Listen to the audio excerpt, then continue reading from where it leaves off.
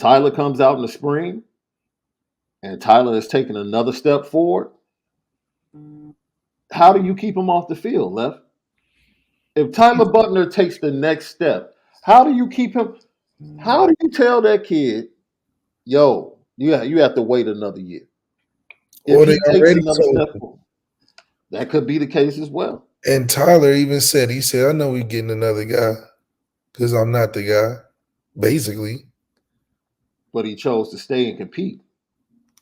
Yeah, because he know he's good. But this is about we're needing a bona fide guy, Hmm. a guy that's is going to get the job done. Tyler Buchner can grow and develop because we have a great team every year. So he's just like how we make Jack Cohn better. We're making him better. Having a great Oh, old line every year, without a doubt. having all-star receivers and running backs and a comfort in that every year, running the football. So of course you would stay. You had a good spot. But are you trying to stay for vacation or are you staying for the business conference? You just staying to hang around or you staying to get deals done? You trying to make it happen. I think Sam's expected to come in and make it happen. And if that's the case, then Tyler Buchner, you're not our guy. But So you first of all, know, any whoever the starting quarterback will be next year would be expected to make it happen. 100%. But you're So not bringing a 1 year, 5th year. He was going to go to the league, then he was pump fake and came back to college because he's coming back for this to first of play. all, he's coming back because the grade wasn't good enough.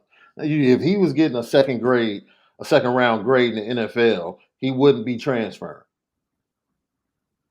Well, that's just like Caleb Smith said. He said this is the next step. Notre Dame is the final boss level.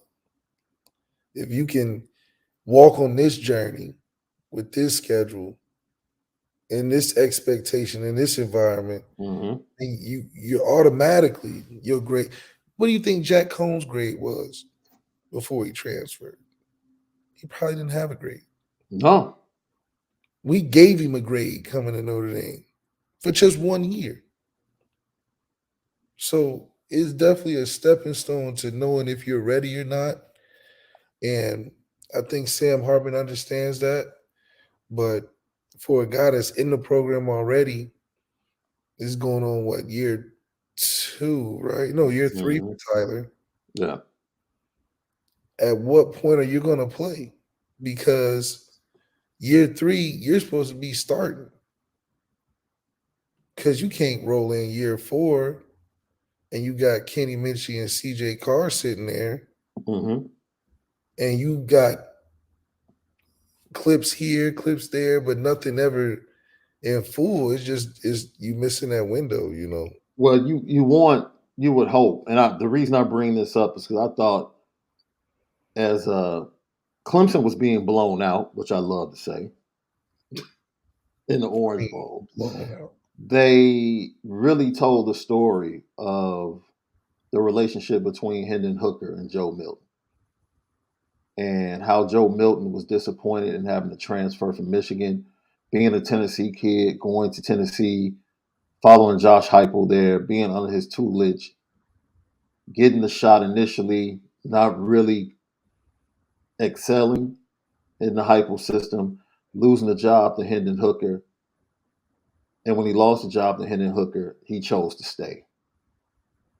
Hendon Hooker was another experienced guy that came in, had played a lot of football, even though he was given a raw deal at Virginia Tech, in my opinion. He comes in because he's experienced. He grasps the system a little bit better. The system runs a little bit better under him. Tennessee takes off. Played well last year, and then they got down to the last game of the season against the same South Carolina team that Notre Dame played with a chance to still be in the college football playoff before ultimately losing that game and losing Hendon Hooker for the rest of the season. And Joe Milton takes the opportunity. He knows he's going to be the starting quarterback next year for one season at Tennessee, and he lights the Orange Bowl up.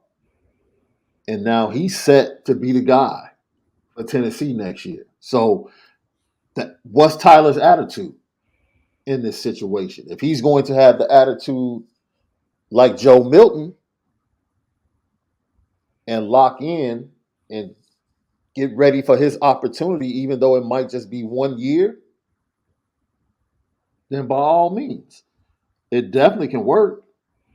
The quarterback room is going to get better or has gotten better. Let me say this: the quarterback room got better when the Gator Bowl was done because Tyler Buchner was a better quarterback than he was when he got hurt against Marshall. He's a better quarterback. Period. That's even with the mistakes. He's a better quarterback today than he was post Marshall. Now, can he take the next step? We've seen that he can advance. We've seen him mature. Can he take it even further? It's up to him. You have to believe that he can. He doesn't really have someone that's really going to be there working with him because they don't have a quarterback coach. So it's purely on Tommy Rees. So if you get a new guy coming in trying to become acclimated to the system, how much attention is Tyler going to truly get in his development? Like these are all questions that are swirling in my head. Lev, you're the OC. You let us know. Like what's going to be the dominoes for everybody in that room, even Kenny Mitchell when he comes in, or Steve Angeli. Like, how are the dominoes going to fall if this room receives Sam Hartman? I really believe it's an all-in decision because of the fact of what you said.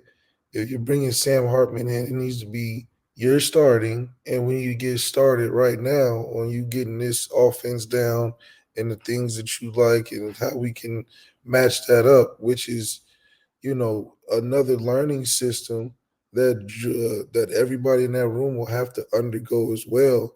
But the roles will be established, and I think that's easier for Tyler Buchner to be like, I can stay for this because I can learn, I can develop, I'll know where I am. I'm not on edge every day being like, man, I'm better than this dude. I should play. If y'all have a plan for me and say, okay, this is how we rolling this year with Sam. If there's some opportunities, your chance to shine, position yourself for next year. That is a more freeing thing if I'm Marcus Freeman to tell a player, because then it's like, okay, I can stay or I can go. Hmm. I can learn in this role, or I don't want to be in the role. But I think just having it always being open ended, like, yeah, you can beat Sam out. We're just gonna see to the end. You guys going 50-50, and then I'll decide the day before the game on a coin toss. It's just counterproductive for both parties because now your identity is what? I think there's two distinct styles between Sam and Tyler Buchner, which is two different things that you're going with in situational football. And 3rd and 3, you're probably not doing the read option with Sam. You're probably maybe taking a Right, deep shot. right, right. 3rd and 3 with Tyler Buchner, you know what it is. A keep. Not even a handoff, a keep. So So how much of that?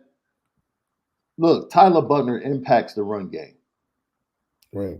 He impacts the Notre Dame run game. Yeah, the offensive line is fantastic, but when he's under center, that's an extra guy.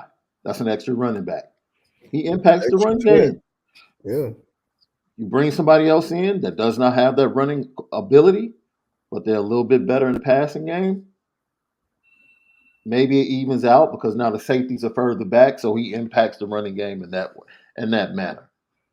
You don't have as many people in the box, so it could even out. It But then definitely changes the it way goes back Tommy. to Go ahead. okay, is Sam Hartman coming to play half the time?